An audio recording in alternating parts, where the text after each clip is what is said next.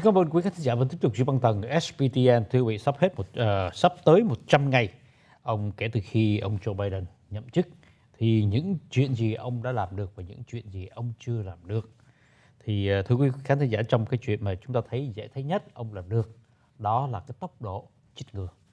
Là ở dưới thời của ông Joe Biden, cái sự chích ngừa được đẩy rất mạnh, và ông thực hiện cái chuyện này gấp đôi cái lời hứa của ông là trong 100 ngày đầu tiên là sẽ có 100 triệu người được chích. Bây giờ con số đó đã trở thành là gần 200 triệu.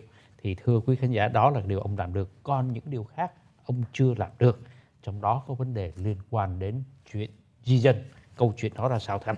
Không phải chuyện di dân không anh, còn nhiều chuyện khác nữa. Mời anh. Nhiều chuyện khác nữa. Thì ngày hôm qua như tôi nói đó, một số đài truyền hình quốc gia đã phỏng vấn một số giới chức Cộng hòa và họ đã chỉ trích nặng nề ông Biden, đặc biệt trong hai cái vấn đề. Thứ nhất là ông nói rằng là ông làm việc coi như là hòa hoãn cùng hai bên, tức là luôn luôn có sự ủng hộ, ông tìm sự ủng hộ của bên Đảng Cộng hòa. Nhưng thực tế cho đến giờ phút này thì gần như là chưa có cái chuyện đó. Đó là cái thứ nhất. Cái thứ hai là cái vấn đề biên giới ở phía nam của Hoa Kỳ, đó là cái vấn đề di dân mà bên phía Cộng hòa chỉ trích rằng ông đã làm chưa đủ. Thì xin báo kỹ thuật cho coi cái video đầu tiên các vị dân cử của Cộng hòa ngày hôm qua chỉ trích Biden như thế nào. Chúng ta đi vào vấn đề chi tiết.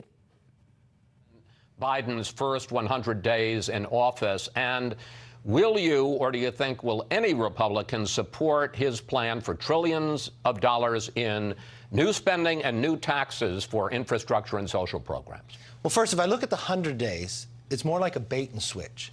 The bait was he was going to govern as bipartisan, but the switch is he's governed as a socialist.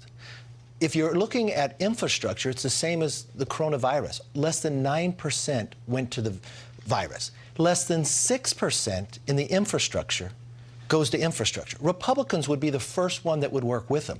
But I think the very first thing we would need to do, define what infrastructure is. Roads, bridges, airports, Broadcom. We would get this done. And he's trying to pick a number instead of first saying, what do we need to make America competitive? What do you hope to hear from President Biden on Wednesday? Thưa quý vị, đó là cảm ơn bạn thuật ngưng lại chỗ này. Đó là ký giả Chris Wallace của đài Fox phỏng vấn dân biểu Kevin McCarthy của Đảng Cộng hòa từ bang California. Ông là trưởng khối thiểu số của Hạ viện. Và quý vị thấy đó, ông chỉ trích cái chuyện là hai cái khoản tiền 1.900 tỷ đô la. Đầu tiên là ông nói rằng là ông Biden bảo là sẽ làm việc lưỡng đảng, nhưng mà không lưỡng đảng gì cả. Thứ nhất là cái 1.900 tỷ đô la, chúng ta biết rồi, thông qua không có một lá phiếu của Đảng Cộng hòa ủng hộ. Và cái thứ hai là cái 2.250 tỷ đô la dự trù thông qua nữa để mà gọi là hỗ trợ cho gọi là hạ tầng cơ sở. Thì ông Kevin McCarthy tố cáo rằng cái 1.900 tỷ kia chỉ có 9% là vô coronavirus thôi. Thấy không? Chỉ có 9% thôi, còn 91% là đi vào cái chuyện khác. Còn cái 2.250 tỷ thì ông tố cáo là chỉ có 6% thật sự đi vào cái gọi là hạ tầng cơ sở thôi. Còn lại là bao nhiêu? 94% là đi vào những cái chuyện mà ông nói rằng là nó không đúng với cái hạ tầng cơ sở. Chúng ta biết rồi, gây tranh luận cái hạ tầng cơ sở của Cộng hòa nó khác với lại hạ tầng cơ sở của Biden. Bởi vì hạ tầng cơ sở của Biden nó có thêm chữ human vô nữa. Hạ tầng cơ sở con người, phục vụ con người. Đó là cái mà gây tranh cãi, là mà ông Kevin McCarthy đã chỉ trích ông Joe Biden. Và sau đây xin mời quý vị theo dõi tiếp cái đoạn đài ABC phỏng vấn ông Rick Scott. Well, first off, I'm sure he's going to talk about unity and bipartisanship, which he's not done since he's been up there. I wish he'd talk about the crisis on the border, which he created. I mean, it is a crisis. I've been down there with Governor Ducey to see that he's created this crisis. I'd like him to talk about why aren't all of our schools opened? What is he going to do about $30 trillion of the debt and this inflation that's picking up? Gas prices up since he got his election, significantly over 70 cents a gallon. I hope he talks about that and how he's going to hold people like Xi or the Ayatollah or the Castro regime or Maduro regime accountable. That's the things I'd like him to talk about. Vâng, quý vị thấy đó là thượng nghị sĩ Rick Scott của Đảng Cộng hòa tiểu bang Florida cũng đã chỉ trích Tổng thống Joe Biden cái chính sách ở biên giới, cũng như cái vấn đề là đóng cửa các cái tiểu bang trong cái thời kỳ coronavirus, và ông cho rằng là nó sẽ ảnh hưởng kinh tế. Đó là cái chuyện mà ông Rick Scott chỉ trích ông Joe Biden. Và xin mời quý thuật cho coi tiếp cái thứ ba khi mà phỏng vấn thượng nghị sĩ Lindsey Graham của tiểu bang South Carolina như sau. Believe that Biden's campaign was a fraud on the country because of how differently he is governing. But during the campaign, Senator, he did talk about big changes in infrastructure and racial inequality and a number of other issues. So why is it a fraud? Well, during the campaign, he made us all believe that Joe Biden would be the moderate choice, that court packing was a bonehead idea. All of a sudden, we got a commission to change the structure of the Supreme Court, making D.C. a state. I think that's a very radical idea that will change the makeup of the United States Senate. AOC said his first 100 days exceeded her expectations. That's all you need to know. I like Joe Biden, but I'm in the 43%. He's been a disaster on foreign policy. The border is in chaos. The Iranians are off the mat. He's opening up negotiations with the Iranian regime, and they haven't done a damn thing to change. Afghanistan's going to fall apart. Russia and China are already pushing him around. So I'm very worried. I think he's been a very destabilizing president.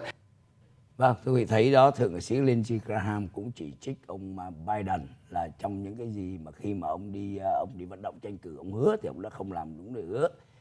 Và đã chỉ trích là ông Biden có một cái chương trình nghị sự rất là gọi là quá về bên trái, tức là mang tính xã hội chủ nghĩa chứ không phải là tư bản. Và cũng chỉ trích ông Biden cái chính sách ở biên giới và đặc biệt chính sách ngoại giao. Thì ông Lindsey Graham nêu lên cái vấn đề Iran, vấn đề Nga, rồi đủ thứ các cái vấn đề, ngay cả vấn đề mà ở bên Cuba nữa. Đó là ông nêu ra những cái vấn đề ông cho rằng là ông Biden nó thất bại trong cái chính sách ngoại giao. Nhưng mà quý vị để ý cả ba người này đó, họ đều chỉ trích ông Biden là không có làm việc theo cái gọi là lưỡng đảng và không giữ đúng lời hứa. Và đặc biệt ông Lindsey Graham còn chỉ trích ông Biden là lúc mà vận động tranh cử hứa là không có mở rộng cái tối cao pháp viện, nhưng bây giờ lại lập ra có ủy ban để nghiên cứu chuyện đó. Thì cái lập ủy ban nữa tôi chưa quyết định. Anh Long nghĩ sao về những cái chỉ trích của các vị dân cử Cộng hòa đối với ông Biden trong 100 ngày đầu? Thưa vị, chuyện này cũng không có lạ, thì đương nhiên đứng hai phía đối lập thì chỉ trích lẫn nhau. Nhưng mà nếu chúng ta xem lại từng chi tiết, thứ nhất, thí dụ bây giờ trong cái chuyện ông McCarthy nói rằng là cái chương trình đó chỉ có đưa vào 5%, 7%, 9% và 6%. Thì cái điều đó chúng ta xem lại, thứ nhất, trong những các mà thỏa thuận đầu tiên về 1.900 tỷ được đưa ra, thì bên Cộng hòa đưa ra 10 người và chỉ nói rằng là chúng tôi chỉ đề nghị có bao nhiêu 600 tỷ, hiểu không anh Dũng? Vâng. Thì 1/3 với cái số tiền như thế. Và trong cái dự luật mà đề nghị 2.250 tỷ để mà xây dựng hạ tầng cơ sở thì họ cũng đưa ra một cái con số chỉ khoảng 568 tỷ, khoảng chừng là vài trăm tỷ thôi, thì nó rất là cách biệt. Thì đương nhiên với cái sự cách biệt đó, hai bên không thể nào mà hòa hoãn được. Thì đây cũng chỉ là một cái vấn đề liên quan đến quan điểm chính trị. Còn những cái chuyện mà cần phải làm được, những cần phải thực hiện được và ông Joe Biden đã làm được, thì ba vị thượng nghị sĩ này họ cũng không nhắc đến chuyện đó. Họ có nhắc, mà ý họ nhắc là anh làm không có theo kiểu lưỡng đảng, không theo kiểu lưỡng đảng như anh hứa. Đó, cái đó là cái mà thì mới trả lời đó. Khi mà đưa một cái chương trình mà anh chỉ đưa xuống còn 1/3, 1/3 những gì mà tôi đề nghị, thì làm sao chúng ta làm việc? Nếu mà anh đưa một cái chương trình mà tôi đưa 100% mà anh đưa ra cho tôi là khoảng chừng 60-70%, chúng ta còn nói chuyện được. Tôi đưa một cái con số 100, anh được có 30, làm sao chúng ta nói? Cái chuyện anh Long nói nó khác với cái chuyện mà họ nói rằng là anh nói làm việc lưỡng đảng mà anh không có lưỡng đảng. Đó là sự kiện có thật. 1.900 tỷ đô la không có một lá phiếu nào của bên Cộng hòa ủng hộ. Không cần biết anh là ai, không cần biết từ đâu, đúng không? Không cần biết là mấy anh là dàn xếp nhau, không biết, mà rõ ràng là gì? Chương trình của ông Long đưa ra không có lá phiếu của ông Dũng. Con cái ông Dũng, vợ con ông Dũng không ai ủng hộ hết. Đó là sự kiện. Và họ dựa vào sự kiện đó nói là anh không giữ lời hứa. Chỉ đơn giản là vậy thôi. Nhưng mà có ai giữ lời hứa bao giờ? Giữ lời hứa tắt thở sao? Thế nhưng mà nhìn chung đó thì trong 100 ngày đầu của ông Biden, trước đó ông có đưa ra 61 cái chương trình nghị sự, 61 cái lời hứa, thì ông đã thực hiện được bao nhiêu? Xin bà có thật cho coi cái laptop của tôi. Đây chúng ta thấy là AP họ liệt kê ra, thấy không? 61 lời cái lời hứa thì ông mới được thực hiện được 24 cái thôi. Thấy không? 24 cái, còn lại là 37 cái. 37 cái thì đang thực hiện 33 cái, còn 4 cái thì thấy 4 cái màu trắng là 1 2 3 4 là chưa đụng vô luôn, chưa bắt đầu luôn. Còn những cái chúng ta thấy mà màu tím đây đó, nó solid là những cái là 24 cái này đã thực hiện rồi, thấy không? Còn lại là 33 cái chúng ta thấy họ đánh cái dấu mà chéo là đang thực hiện.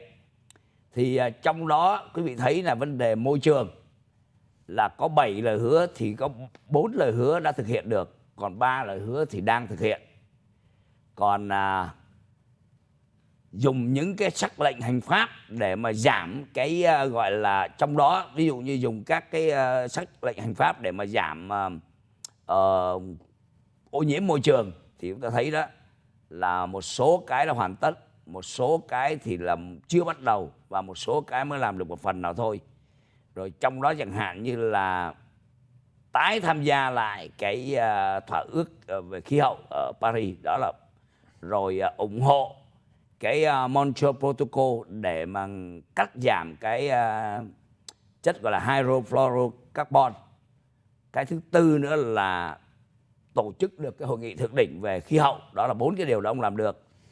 Còn dùng cái đầu tư của cái mà hạ tầng cơ sở để mà thay đổi cái gọi là khí hậu, để mà bảo vệ khí hậu đó thì chưa thực hiện được. Quý vị thấy không? Bởi cái này nằm trong cái 2.250 tỷ đô la là mới có đề nghị mà thôi. Thì đó là một trong những cái điểm tiêu biểu về những cái thực hiện của ông Joe Biden trong 100 ngày vừa qua. Và xin quý vị đừng rời màn hình SBTN, chúng tôi sẽ lại chương trình sau ít phút thông tin thương mại.